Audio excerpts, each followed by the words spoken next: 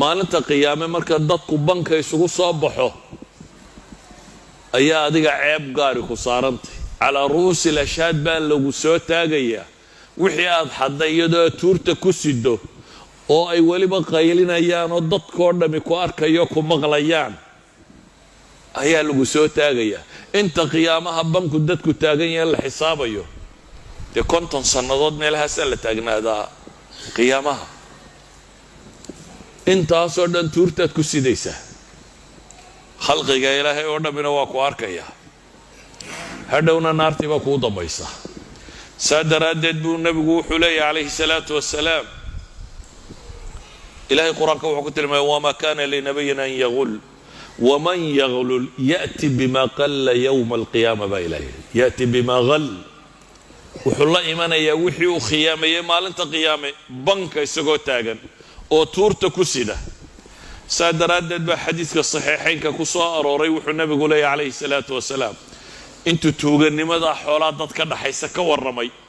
oo aad u weyneeyey oo uu tilmaamay dembigeedu intuu leegyay ayuu dabeetana wuxuu nebigu yidhi laa ulfiyanna axadakum yajii'u yowma alqiyaama calaa raqabatihi baciirun lahu rugaa war hooy akhrayaan idan arkin maalinta qiyaame adigoo tuurta ku sita neef geel ayaan ku arkin buu nebigu leeyahy neefka geeloo reemaya ama dee cod samaynaya neef geela oo dhawaaqaya adigoo tuurta ku sita yaan idan arkin buu nebigu leeyahy calayhi salaatu wasalaam neef geeloo ololaya adoo tuurta ku sida ayaan ku arkin oo leh yaa rasuula allahi aghithni ilaahay rasuulkiisiiyow ii gargaar leh faaquulu laa amliku laka shaya qad ablaqtuk nebigii naxariista badnaa ee aakhiro shafeecadiisu tirada badan tahay ayaa ku odhan doona maanta haddaad waxa kan xadday war hooy yaan idan arkin buu yidhi idinkoo neef geela tuurta kaa saaran yahay oo neefku qaylinayo oo aad leedahay rasuul allow ii gargaar oo annaan ku odhan doono laa amliku laka shay-an qad ballaqtuka waxba maanta kuuma hanto waa ku soo gaadhsiiyey aan leeyahay buu nebigu leeyahy calayhi salaatu wasalaam waxba yowma laa yugnii mawlan can mawlan shay-a ilaahay wuxuu leeyahy waa maalinta aan cidina cid wax ka taraynin nebi maxamed oo ilaahay subxaanahu wa tacaala ku tilmaamay rasuul naxariis badan inuu yahay laqad jaa'akum rasuulu min anfusikum casiizun calayhi maa canidtum xariisun calaykum bilmu'miniina ra'uufu raxiim nebigaha ilaahay uu ku sifaynaya inuu naxariista badnaa salawaatu ullaahi wasalaamu calayh ayaa maantaa odhan doona waan anigu waxba ku tari kari maayo anigu anigii ku soo gaadhsiiyey markaad dunida joogtay waxa uu nebigu tilmaamay haddana kuma dayninkaase laa ulfiyanna axadakum yajii'u yowma alqiyaamati calaa raqabatihi farasun lahu xamxama waryaan midkiin arkin tuurta faras ku sida faras dhan baa tuurta ku sita neef geelaa tuurta ku sida neefkoo lahu xamxama waa codka sahiilka ka yar bay idhaahdaan adigu isna reemaya dheh faras dhawaaqaya adoo tuurta ku sita oo leh ilaahay rasuulkiisiiyow ii gargaar oo aan ku odhan doona buu nebigu yidhi maanta laa amliku laka shay-an adna waxba kuuma hayo qad ablaqtuk waan ku soo gaadhsiiyey markaasuu haddana nebigu leeyay laa ulfiyanna axadakum yajii'u yowma alqiyaama calaa raqabatihi shaatun lahaa hugaa'un war lax ciyaysa adoo tuurta ku sitan yaan qiyaamaha ku arkin buu nebigu leeyay oo le ii gargaar oo aan odhan doono waxba kuuma hanto waanigii ku soo gaadhsiiyey war qiyaama ayaan idan arkin buu nebigu leeyay calayhi salaatu wasalaam adigoo tuurta ku sida nafsun lahaa siyaax addoon ama addoomad qof bini aadam adoo tuurta ku sida oo le ii gargaaro aan leeyahy war kuuma gargaari karo oo aan ku leeyahy war waan ku soo gaadhsiiyey yaan arkin buu nebigu leeyahy calayhi salaatu wasalaam adoo tuurta ku sita riqaacun takhfiqu sida dadka la rabo maantan uu ilaahay u tilmaamaya in loo ceebeeyo mid calala dushi ku sita baa la yidhi laakiin maradu miyay aamusantay may nebigu wuxuu leeyahy takhfiqu sida calankay baboonaysaa way sanqarhaysaa si dadku ku arko adigoo marya tuurta ku sita maryuhu si ay babbanayaan oo dhawaaqayaan yaan ku arkin buu nebigu leeyahy calayhi salaatu wasalaam oo le ilaahay rasuulkiisiiyow ii gargaar aan ku odhan doono waar anugu laa amliku laka shay-an waxba kuuma hanto waa ku gaadhsiiyey warkii waan ku soo gaadhsiiyey waryaan arkin buu nebigu leeyay idinkoo ta'aamusari tuurtiinna saarantay waa fidada iyo dahabka bay culammadu yidhaha lacagta calaa kulli xaal xadiidkani waxa uu tilmaamayaa maalinta qiyaame qofkii mujaahidka soo noqday hadduu xado xoolihii dadka ka dhaxeeyey dee kaan mujaahidka hayna markaa maxaad u malaynaysaa hadduu xado xoolihii dadka ka dhaxeeyey qiyaamaha isagoo tuurta ku sida inuu isa soo taagi doono oo weliba nebi maxamed calayhi salaatu wasalaam uu odhan doono anugu waxba kuuma haya adiga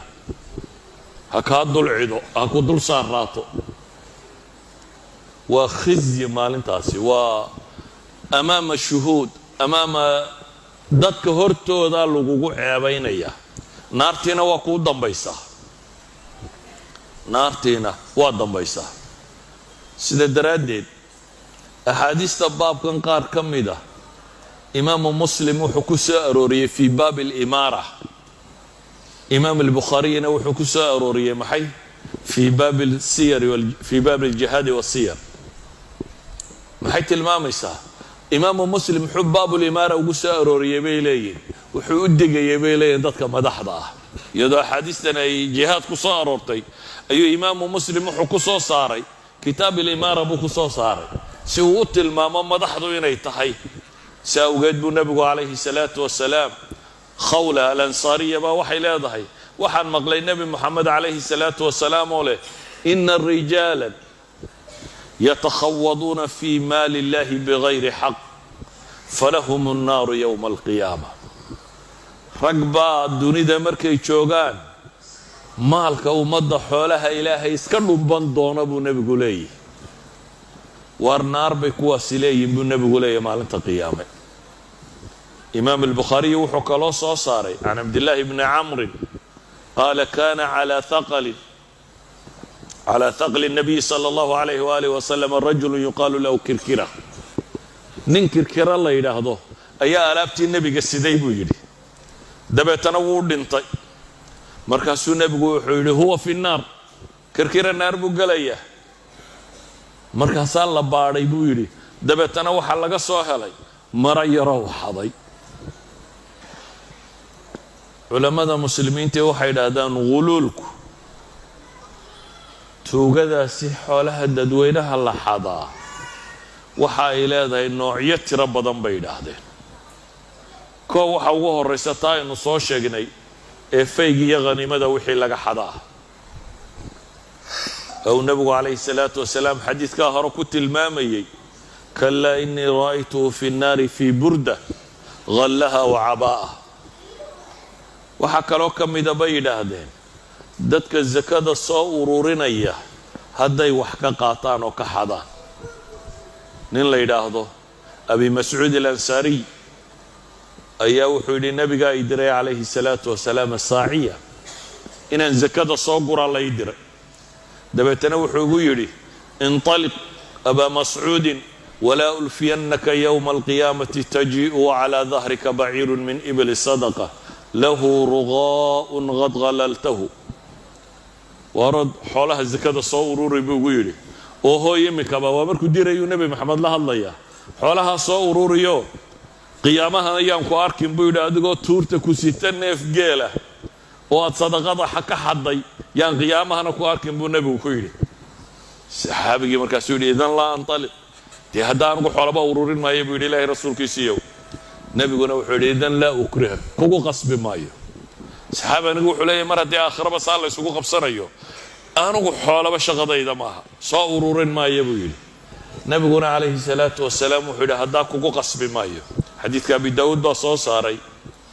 imaam alalbanina waa xasan buu leeyahy